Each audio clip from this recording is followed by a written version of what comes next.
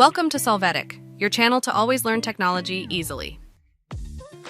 Below in the description, you will find useful links we used in this video.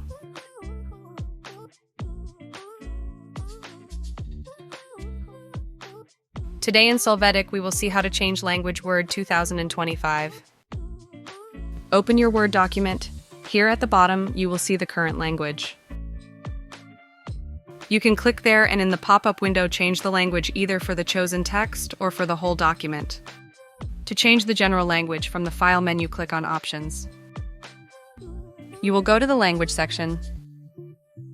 You will see the available languages. If you need another language, click on Add a Language to choose it.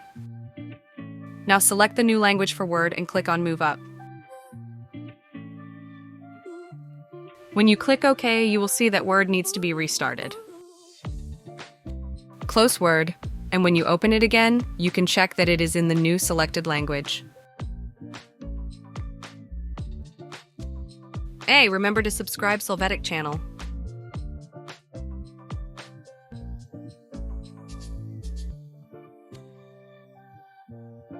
We hope it has been helpful for you. Here are links to watch more videos of your interest and subscribe to the Solvetic channel. Thank you.